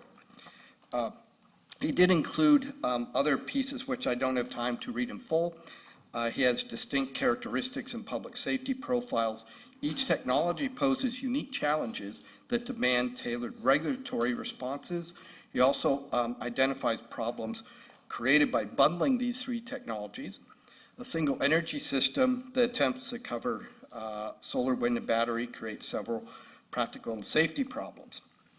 So my request to the Planning Commission is I respectfully request that one, direct staff and any consulting experts to develop separate ordinance provisions or distinct articles for solar energy systems, wind energy systems, battery energy storage systems. Two, ensure that any best standards fully incorporate current national fire safety codes, require comprehensive emergency response plans, coordinate with local fire services, and establish setbacks and other protections calibrated specifically to battery hazards. And three, maintain the existing solar ordinance framework while developing parallel technology appropriate rules for wind and storage, thereby maximizing public safety without unnecessarily constraining low-risk renewable projects.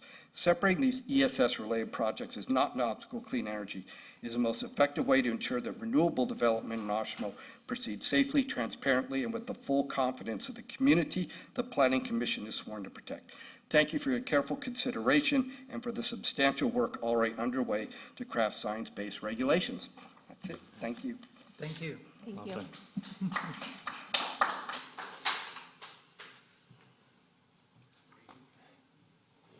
Thank you. Thank you. Thank you.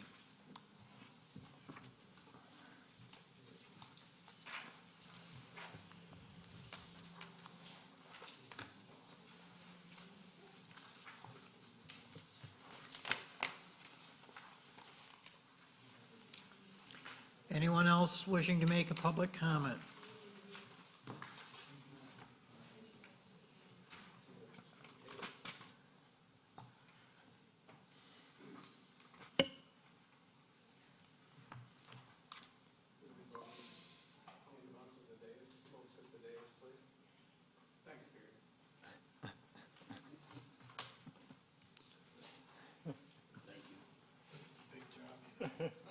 Somebody's got to do it. It's a new job for you. Thank you. I'd ask for a raise. Union contract. Thank you. Thank you.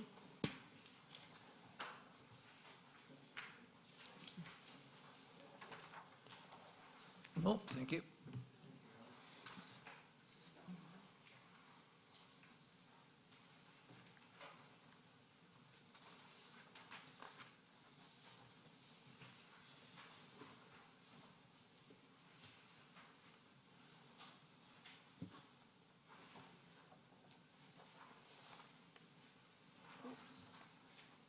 You give me two.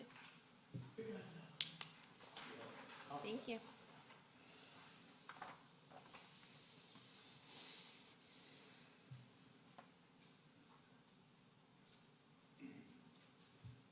My name is Joe Gemmel. I have two issues, that's why I have two handouts. The long one with the pictures on it, I'm not going to read all of it. I'm going to read the essence of it to make sense of it. But I do want to talk about this issue. I want to speak to the Planning Commission and thank you all for the diligent amount of work that you've put into writing this ordinance about the BES. And we wanted to seek legally valid limitations for that site and location. And my understanding is it's moving very well for the positive. And I want to say kudos to the attorney, Ken, at our last meeting, who reiterated the rationale for the commission's decision not to include and form a joint citizen staff committee. He further emphasized privately to me that the commission is in fact incorporating the substantial volume of citizen research, questions, and data that the ordinance is being built on. Later in the public comment section, I emphasize the critical need to communicate the fact that citizen-provided building blocks and data for the ordinance are in fact being incorporated. That gives the residents assurance that their input is being valued and it's utilized. It elevates the level of trust and transparency that we as citizens and taxpayers expect and deserve. We have a director of communications who is the key to making this communication happen. Now, my question regarding BES is for creating an ordinance like this with venture capital firms buying up multitudes of energies. When that happens, what needs to be written within this ordinance to maintain and follow the original constraints of the original ordinance? So when the venture capital company comes in, what changes, what do they have to get reapproved, if you will? And the second document, I think I handed all of you out. And essentially, if I can borrow one from someone on the dais, I'll scramble. Thank you.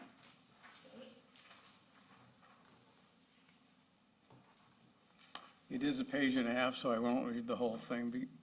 But in response to the rumor that this has to do with the burn ordinance, in response to the rumor that Oshtemo Township would ban open burning at some point, I would offer this analogy. 2 fifth graders get in a fight on the playground, and the teacher's response is, no more recess for anybody. And I believe that doing that is not the right thing. I think open burning should be allowed with a modified ordinance rather than a total ban, because it unfairly burdens property owners who have large amounts of trees, particularly roadside rows. If a tree or large branches fall, the Kalamazoo County Road Commission uses a loader to push all of it onto the property closest to the incident, branches and brush included.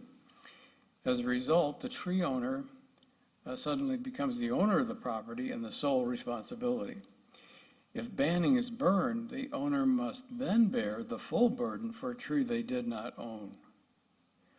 They would have to buy or rent a chainsaw.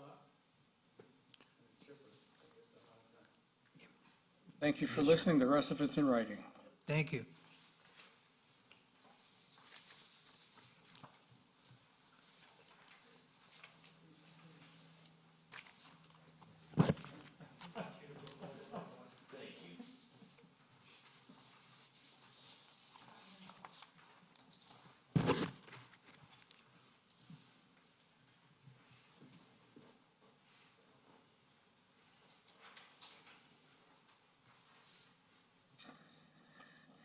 Good evening, Katie Schneider. Getting used to saying that.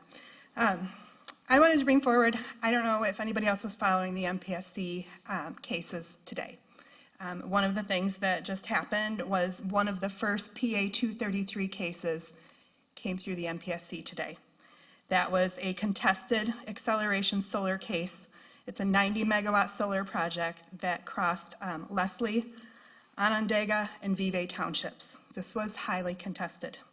However, I would not consider this case to be a rubber stamp decision by the MPSC, or that the MPSC considered the township's objections and then ruled against them. This isn't at all what happened with this application. It would be much more accurate to say the townships intervened in the PA 233 contested case. They raised substantial objections and proposed additional protections. And rather than a merits ruling, the parties negotiated those issues through the MPSC into a unanimous settlement between all 3 townships that imposed additional conditions on the project, outside of just that little PA 233 checklist that we're seeing. And the MPSC further explains if the parties had not settled, the case would have proceeded to a full contested hearing, followed by a commission order determining whether a siting certificate would be granted and under what conditions. There are many useful lessons that were learned from this. First is that specific, technically enforceable demands appear to have had more traction than broad objections about the community. Requirements for final equipment noise, modeling, post-construction testing, complaint process, limits on equipment movement, stronger decommissioning assurance, drainage, soil restoration, all became concrete certificate conditions, and those were all brought forth by those townships. Again, the MPSC staff wrote in decommissioning testimony that was worth saving and highlighting and hanging on your fridge. The staff validated several concerns that Oshtemo residents have raised: to not blindly rely on salvage, to address underground infrastructure, protect drain tiles, and so on. Third, the noise provision to reinforce a point showed that you really have to work on that and that it will be accepted and worked through. And it shows that it is acceptable to a developer to work on that.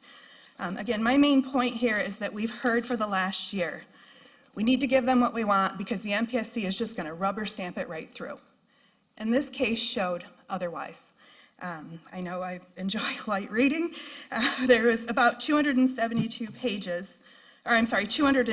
pages from the MPSC staff.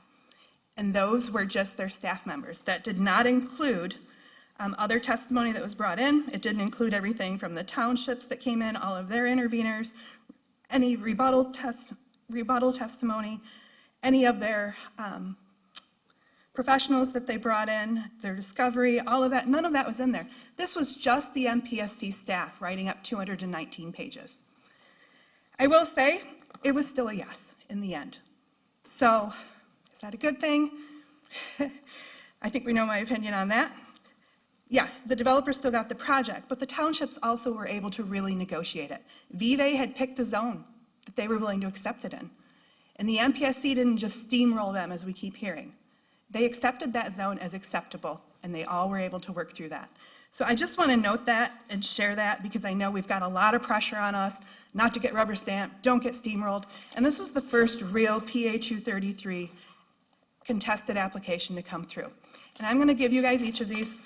It actually has the write-up from the MPSC, not the 219 pages. I promise I won't give you that, unless you have a recycle bin at home. But I'm going to give these to you, and if you just want to look it over, and just, it was good to know that it is not the rubber stamp that we've been threatened with. So, thank you.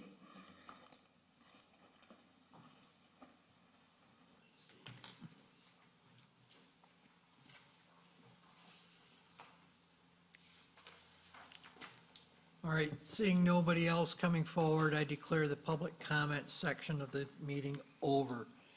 Planning Commissioner comments. Anybody have anything they want to state about anything? Okay. Hearing nothing, moving on to item Al? Yeah, sorry? This is a question more than a comment. There's an item at the end of my packet. Is that something we're going to discuss, Jody, or is that for? No, I put it in because it was directed to you and it came in time to be included in the packet, but it's really not anything actively the township or you are working on. Okay, I mean, is it appropriate for discussion, or should we just? I suppose under planning commissioner comment, you can comment. You got your own special packet? No. It's like the last page of the packet. It's the last pages of the packet. There's residents over in the Westport area in Bluffton, which, editorial comment here, were impacted by the sewer project going on. Yeah. Bluffton's that dead-end road at the west end that goes nowhere other than for about a block, that Red Line Construction was parking all their equipment in that for the start of the project when it began. My whole comment is really, the people who make some references to some facts that my observation will be, this is not unique to Bluffton. This happens in other streets in other areas of Westport. So when they actually moved into the neighborhood, was that street really there, is what I want to know. And did they know that there was a possibility that at some point there might be an extension further to the west?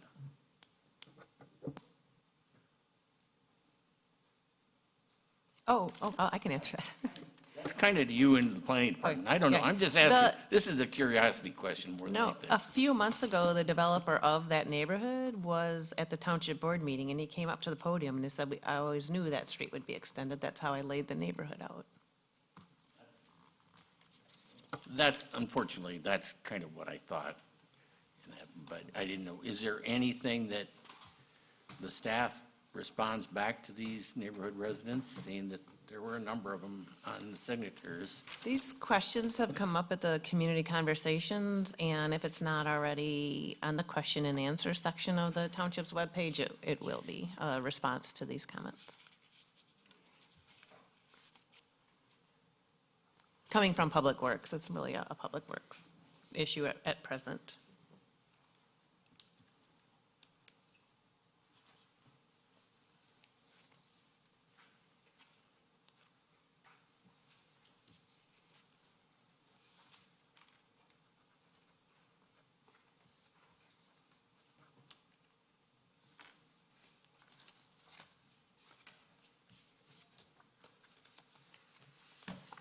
Are you ready, Al? Okay, we're done with that? You're all looking at me? We're ready to go to number 10. Number 10, we're there. Consideration rescheduling the November and December meetings to the first Thursday of each month and adding a second meeting on the third Thursday. I have a question on this. You know, we've adjourned a lot of meetings this summer, And now, why are we trying to throw more meetings in at the end of the year? Are we that far behind? We And if- just- We just have a lot of work going on with Progressive. We've been fitting them in, but now that we're walking through the energy system, which was just completed, that's going to be occupying your first meeting of the month for a while. And we also have the parallel wellhead protection standards. We're waiting, and the related environmental work, we're waiting on the city of Kalamazoo to give us the revisions they made to the wellhead protection standards, and then we will be finalizing and starting to walk you through consolidating all the environmental regulations that are spread through zoning and general ordinances into one area called environmental protection. So, and we do have, although we don't have the latest version of the wellhead protection standards to my knowledge, we do have a deadline to get those adopted. Per the agreement between the city of Kalamazoo and all their customers of the water service system. So, yeah, I was wondering if you were willing to add a second meeting in November and December.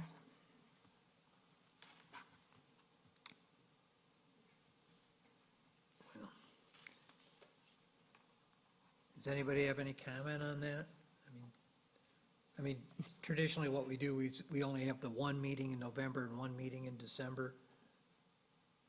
So we were asked to add 2 more meetings. I mean, if we need to do it because of the work we've got to get done, fine. I don't have an objection to it, but I am a little torqued off about missing meetings in the summer, and now everything becomes a big rush to the end of the year. And God, I did that for 45 years in the law office. I shouldn't have to do it now. I think that given the wellhead having we don't have the information, but we have a deadline. That's something critical. And I think our work on the BES or the energy ordinance is also of critical nature and going to take a considerable amount of time. I don't think we have a choice. I agree. In an ideal world, it would have been spread a little better, but life happens, and I accept that. I would be okay with having those 2 meetings because I understand the significance of the issues coming. Anybody else have any comments they want to make on it? I would agree with trustee Chapman. We can find that there's no business on those dates and they can be canceled. But as it stands now, if there's work to be done, let's get it done. Well, and it's not even just the work. We have applications still coming through the door for projects that need to come before you. A couple larger residential projects have been proposed, and we're trying to get that in good enough shape that it's worthy of your review. All right, somebody want to make a motion to add 2 meetings to the November and December months by adding another meeting on by moving it to the first Thursday of the month and adding a second meeting on the 3rd Thursday. So we'll be meeting back-to-back weeks. I will make the said motion as long as I don't get blamed for it. I'm just joking. Yes, I will make the motion for the changes that were just discussed. I'll second the motion. Both of you can share the blame now. But they won't be back-to-back. There'll still be a week between. First, is it first? I'm sorry. I think your meeting in November might be back-to-back with your second meeting in October. But Well, whatever, first Thursday and adding, I'm sorry, I'm reading that wrong, okay. All right, all those in favor of adding the 2 meetings? Aye. All opposed? They're added. Okay, we're down to number 11, adjournment, my favorite part. It is now, looks like about 8:04 p.m., so I'm calling this meeting adjourned. Thank you. Actually, luckily.